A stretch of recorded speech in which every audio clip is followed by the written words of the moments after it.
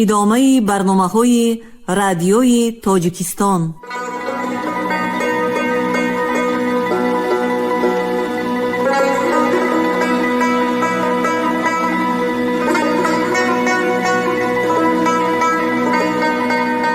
السلام علیکم شنونده های گرامی، با توجه شما گفتاری ادبی از سلسله خوانش بدیعی اثر نویسنده بزرگ تاجیک صدرالدین عینی، یادداشت‌ها در قرائت عبدالرشید خوجامقلوف. قسم 4، گفتاری 109.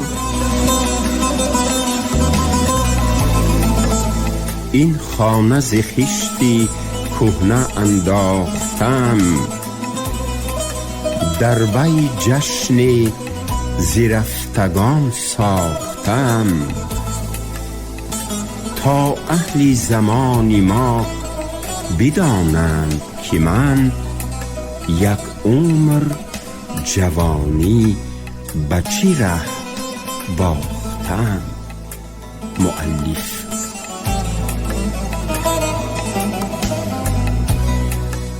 سویه مهارت دکتر و طبیبان بخارای امیری و وفات ملا حامد صوتی.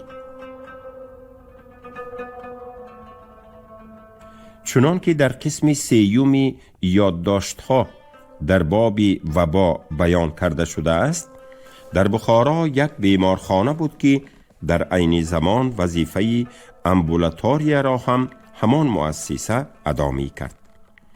درجه حذاقت مهارت طبی دکتری آنجا که در عین زمان هم سرورچ و هم یگانه ورچ آن مؤسسه بود نیز در اساس دیده و شنیده هایم در قسم مذکور تفصیل داده شده بود. همین را قید کرده گذاشتن در کار است که حکومت امیر و علما از ترس آن که مبادا به پایه رسم و عادتهای دینی یگان ضربه‌ای رسد، در بخارا بودن دانشمندان و دکترهای ماهر را نمی‌خواستند و آنها را قصداً راه نمی‌دادند. دکتر این بیمارخانه بر این دکترهای بی سواد که از نادانی آبروی دکتر و دکتری را در پیش نظری مردم می‌ریختند، از یک طرف در نظر علما خوفناک نباشند، از طرف دیگر حتی برای تشویقات و کردارهای ضد علمی آنها بهانه و دستک می شدند. بنابراین این گونه دکترهای نادان بعضاً در بخارا افتاده می ماندند. در اینجا در اساس آن معالجه هایی که دکتر خودم را کرده است، می خواهم مهارت طبی او را به پیش خوانندگان روشن‌تر کردن نشان دهم. چنان که در اولی همین قسم یاد کرده شد، من در مدرسه حاجی زاهد در سال اولی بنا یافتنش، یعنی در وقتی نمودتر بودن دیوارهایش، استقامت سر کردم. در سال دوم استقامتم در آنجا مرا آزاری پای پرشدتی پیدا شد که به دشواری قدم می گذاشتم. از بس که به عالمان و دانشمندان روس باوری کلان داشتم، برای معالجه پیش طبیب نرفته پیش آن دکتر رفتم و به واسطه ترجمان درد خود را به او فهماندم. او بی آنکه پایم را، نبضم و حرارت بدنم را بیند یا به شوش و دل گوش داده حرکت آنها را معین کند، آن وقتها برای معالجه لزوم این کارها را خودم هم نمی دانستم، فیلچری خود را که یک آدمی بدمستی بدجهلی قچقری بود فرمود تا به پاهای من یاد مالد. آن فیلچر در همان وقت جراحتی کسی را می بست. برای معین نمودن سویه اخلاقی آن فیلچر همین را نگفته گذاشتن درست نیست که او در وقتی تازه کردن و بستن جراحت بیمار، اگر آن بیمار نالشی کند، دشنامهای قبیح کوچگی به زبان ترکی داده، به پشت گردن و شانه‌اش یک دو مشت زده به آرام ایستادن امر می فرمود. فیلچر بعد از فارغ شدنش از آن بیمار مرا دوغ زده فرمود که پاهای آزاردارم را برهنه کرده در جای آن بیمار با آن تختکتی خون و چرکالود بخوابم. من از دشنام و شلاق آن بدمست ترسیده به خون و فساد آلوده شدن لباسهایم نگاه نکرده به جایی که او نشان داده بود دراز کشیدم. فیلچر از قد کشک تا بجولک هر دو پایم را یاد مالید. من از جایم خیسته از دکتر به واسطه ترجمان پرسیدم باز کی آیم؟ تا برطرف شدن آزار هر روز یک بار آمدن در کار است، گفت دکتر تروبکه تماکو کشیش را از دهان نگرفته در جواب به واسطه ترجمان. من 6 روز دوام کردم. هر روزه معالجه همان یادمالی بود. شاید یاد کماب و زور باشد که در این روزها پاهایم پوست پرتافتن گرفتند. بنابراین هر روزه تأثیری یاد از روزی گذشته زورتر، شدت و سوزشش زیادتر می شد. در جاهای نرمتری بدن، در نزدیکی های قد کشک جراحت ها هم پیدا شدند. اما آزار اساسی پاهایم مانند پیشتره به ضمن سوزشی از یاد پیدا شده دوام می کرد. ناچار من پیشی دکتر روی را ترک کرده پیشی ملا قربان نام طبیب رفتم. او به من فرمود که از لای به شکل چراغ‌های سیاه قدیمی چیلی می سازم. عادتاً جای روغن و پلتدان چراغ سیاه ناو مانند کشاده می ایستد. من باید همان جای چلیمم را بالای پوشانده در نوگش نایچه‌ای را شنانم. طبیب بعد از تعلیم دادن ساختن چلیم لاین یک خلطه کاغذی را از خس و خاشاکی کوفته پر کرده به من داده گفت باید هر روز 3 بار یک کف از این دارو به سرخانه چلیم لاین انداخته به بالایش 2 چوخ آتش نوشکفته درخت زردالو را گذاشته به زمین خوابیده از نایچه دودش را به درون فرو کشیده از بینی براری. بعد از 40 روز درد پا تماما برطرف می شود. من فرموده های طبیب را به جا آوردم، اما بعد از 40 روز نه تنها آزار پا برطرف نشد بلکه به ضمن این تنگی نفس و سرفه شدید پیدا شد که به زینه برآمدن نمی توانستم. ظاهراً دود غلیظ دارو راه نفس کشی و شوش را مانند موری دودکش بند کرده بود. بعد از آن به پیش یک طبیب دیگری مشهوری بخارا که حکیمچه لقب داشت رفتم.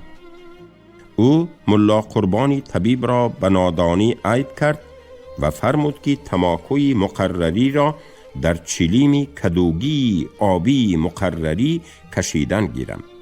در 1 ماه 2 ماه و اگر دیر ماند در 30 ماه آزار تماما برهم می خورد. من 1 سال چلیم کشی کردم، اما درد پا با شدت اولیش دوام کردن گرفت. در این میان من از مدرسه حاجی زاهید به مدرسه کوکلتاش کوچیدم. در آنجا هم چلیم کشی را دوام دادم. بعد از 6 ماه دیگر آزار پا برطرف شد.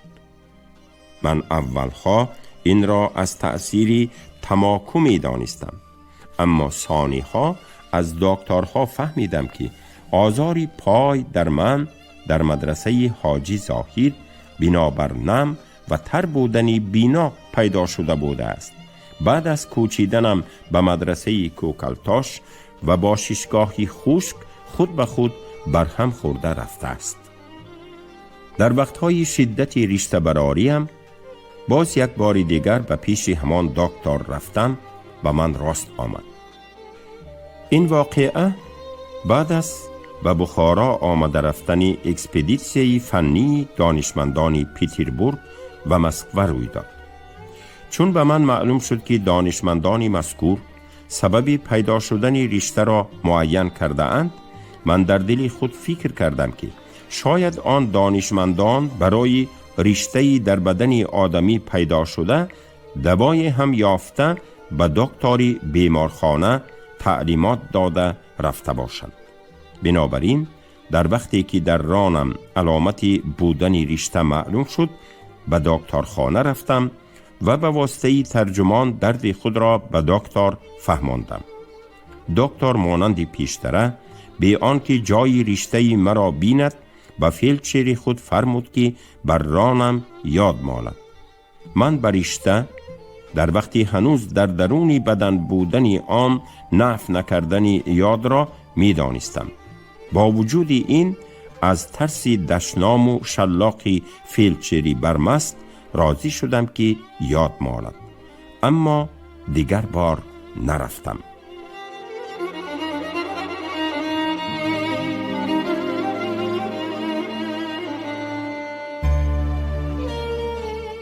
در همان وقتها در شهر بخارا یک دکتر زن پیدا شد که او را روس‌ها دکتر شه و تاجیکان دکتر شاه می گفتند.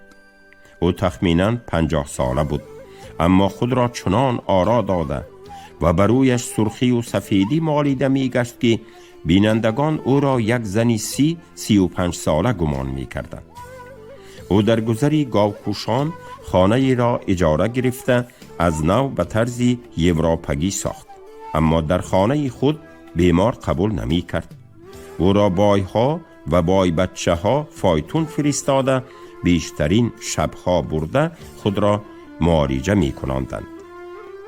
جوره کاروان نام کسی بود که 10-12 فایتون و 5-6 عرابه را صاحب بوده به واسطه آدمان اسباب نقلیات خود را کار می فرمود و خود خوجین شده می گشت. یک بیماری به دکتر شاه خود را معالجه کننده همین جوره کاروان بود. چون دوستی آنها مستحکم شد، دکتر شاه 2 اسب بیدو دونده خریده آنها را با زین و ابزار انگلیسی آراسته در سیسخانه جوره کاروان بست و سیسهای کاروان به آن اسبها نگاه و بین می کردند. جوره کاروان هر روز ساعتهای 3 تا 4 کدام ساعتی که دکتر شاه تعیین کرده باشد یکی از آن اسبان را خود سوار شده سیس بچه را به دیگرش سوار کرده به در خانه دکتر می آورد. دکتر شاه با جوره کاروان آن 2 اسب را سوار شده هر دو در بیرون شهر به گردش می رفتند. شبانه در وقتی که ساعتی به دکتر شاه فایتون فرستادنی بایها و بای بچه ها نزدیک می رسید از صحرا برگشته می آمدند.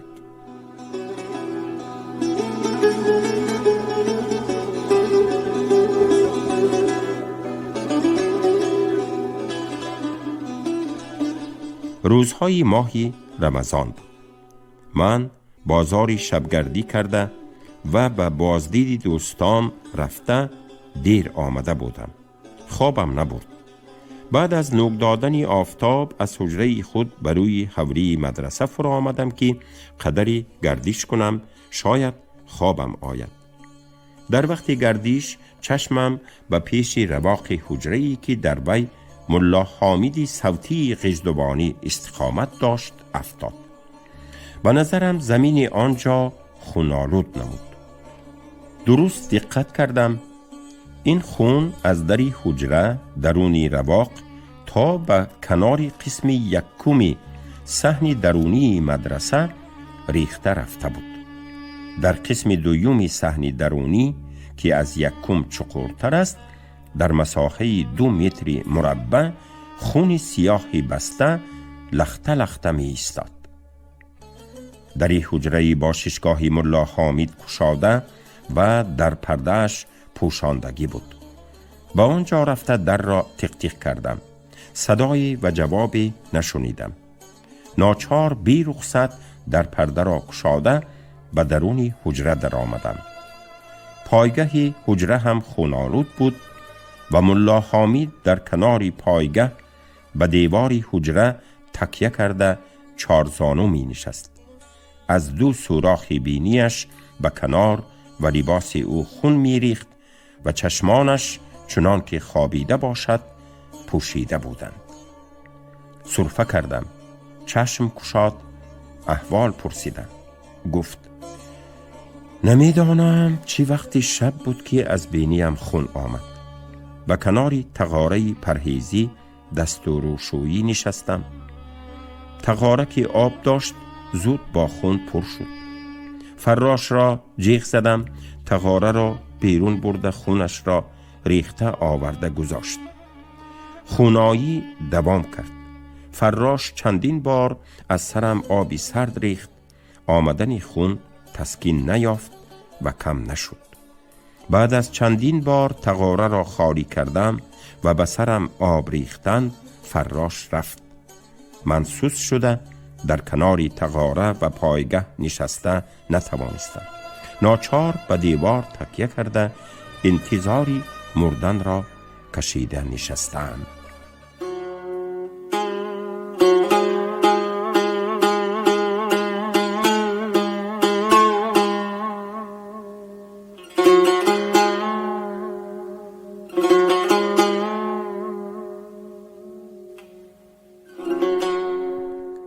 من از یکی لوله بالیش های ملا حامید پخته برآورده به سوراخی بینیهایش جای کردم و با او گفتم من رفته از دکتر دوا یا که خودش را می آرم تا که خونروی نگاه داشته شود.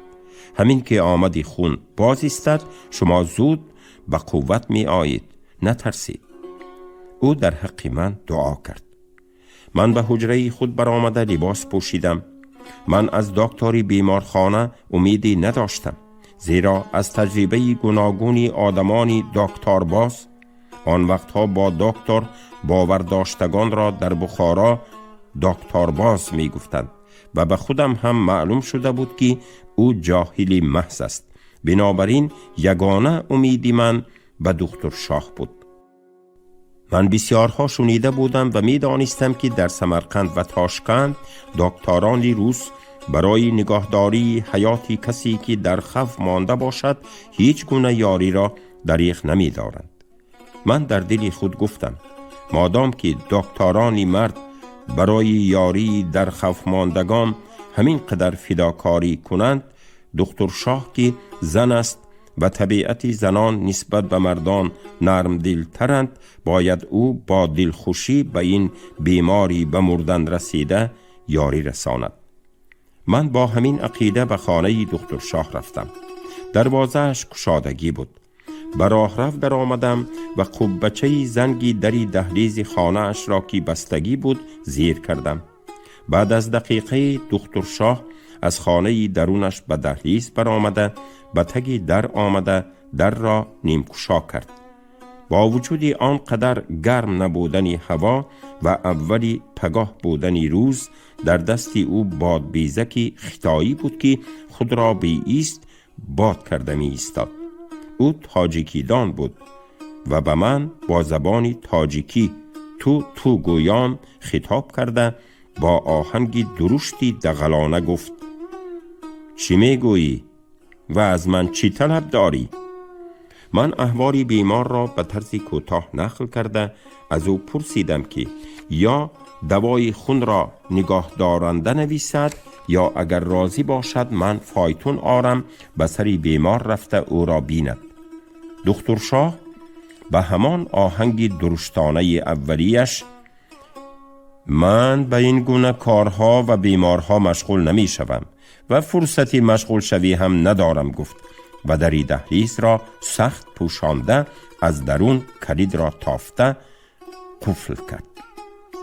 من برگشتم و هنوز به دروازه‌اش نرسیده بودم که دوباره دری دهلیز را نیمگشا کرده از درون آواز داد به سبب آمده در آمدنی تو به دهلیز 2-3 دانه مگس در آمده است.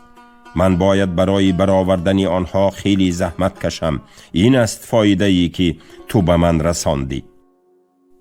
من دروازه حولی را گشاده برآمده مانندی صاحبی وی در را ترقاص زنان صدا دهانده پوشانده به کوچه فرآمدم. اما مرا روی آن نبود که به پیش بیمار دست خالی روم، زیرا در آن صورت او به مایوسی افتاده عجب نبود که از وقت مقرریش چند ساعت پیشتر بمیرد. با همین اندیشه در کوچه خیلی راست ایستادم.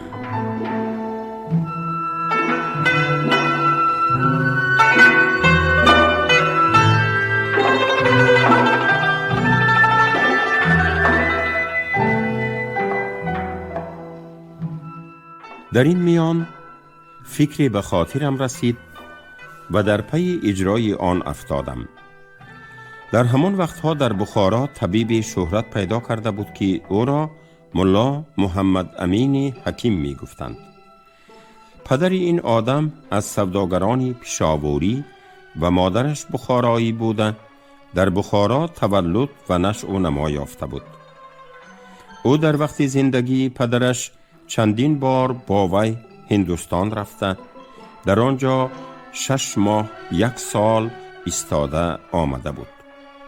او در سفرهای خود گویا در هندوستان علم طب را خوانده، هم اصول طبابت یونانی قدیمی و هم فرنگی را به دست درآورده بود. بعد از وفات پدرش که از وی سرمایه کلان نماند، او در رسته عطاری بخارا دکانی گشاده، بیماران را به خواهش آنها نگاه کرده، بعضی را با اصول یونانی و بعضی دیگر را با اصول فرنگی طبابت می کرد. از بس که نام دواها را با الفبای لاتینی نوشته می توانست، موافق سازشی که با اپتیکه شهر بخارا داشت، ریسیپت های او در آنجا قبول می یافت.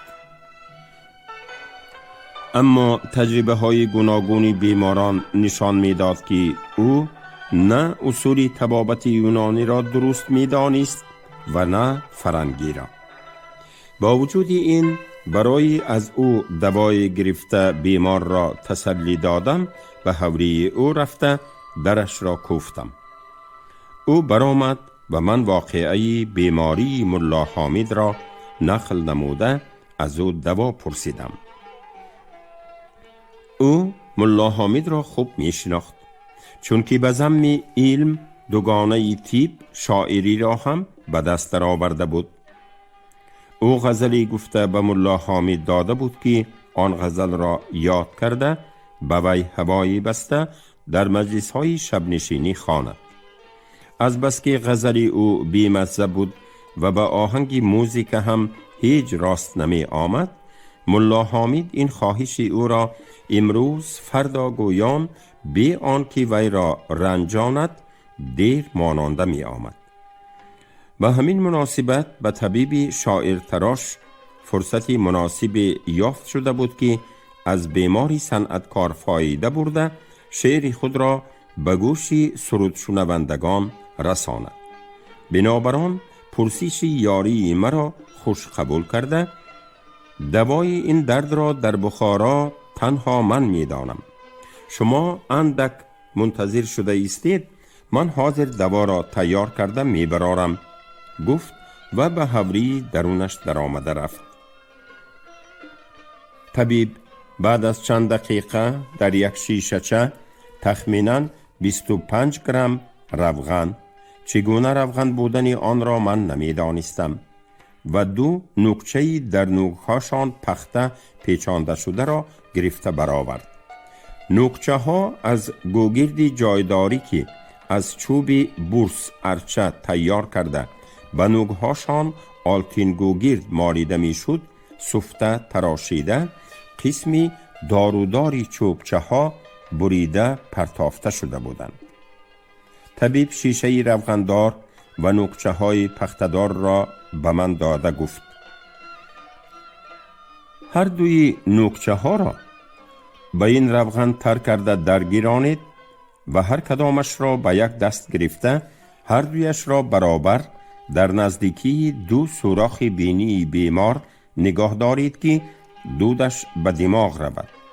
هر وقت که روغن نوکچه سوخته تمام شود، دوباره در روغن شیشه تر کرده گرفته درگیرانید. این کار را تا وقتی دوام دهید که جریان خون بینی باز ایستد. بسیار دیر کشد تا سوزانده تمام کردن روغن شیشه باز می ایستد. من خواستم به داروی طبیب پول دهم. او قبول نکرد و گفت هر وقت بیمار سلامتی یافته برخیزد پول دارو را از خودش می گیرم. لیکن من برای در مجلس ها سرودن به او یک غزل خود را دادم. اگر به آن غزل هوای مناسبی بسته در شب نشینی ها سرایت پول دارو را نمی گیرم.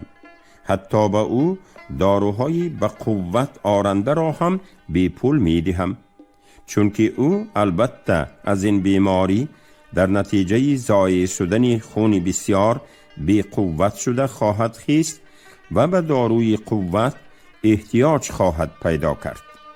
من از جانب بیمار به طبیب تشکر گویان از پیشش برآمده دوان به مدرسه رسیده به پیش بیمار در آمدم.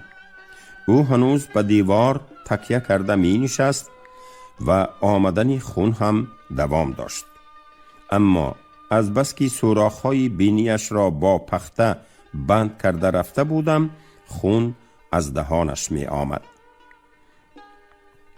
بیمار حرکتی مرا پی برده چشم گشاد.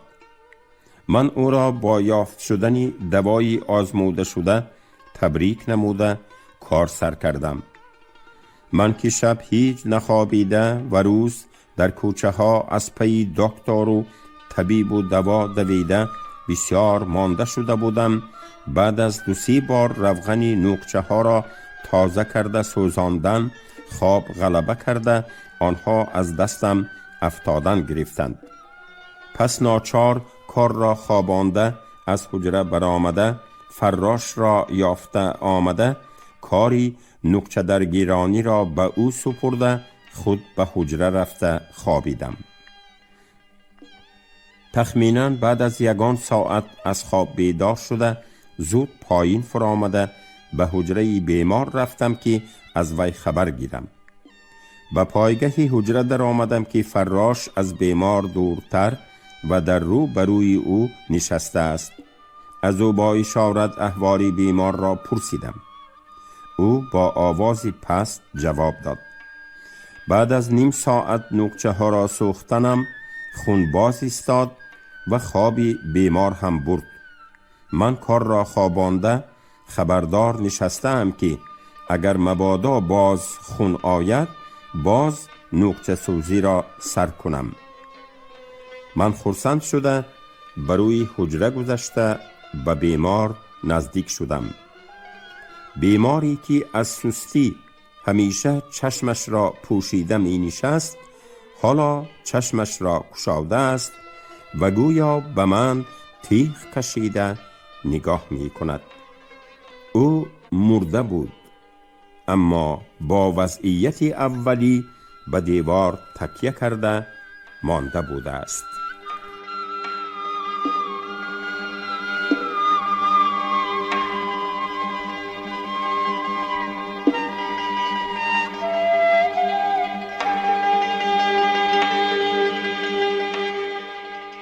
شما گفتاری 109 را از روی اثر نویسنده بزرگ تاجیک صدرالدین عینی یادداشت‌ها شنیدید. راوی عبدالرشید خوجمخلوف، کارگردان شیرعلی نغزلی. پایان گفتار ادبی از سلسله خوانش بدیعی.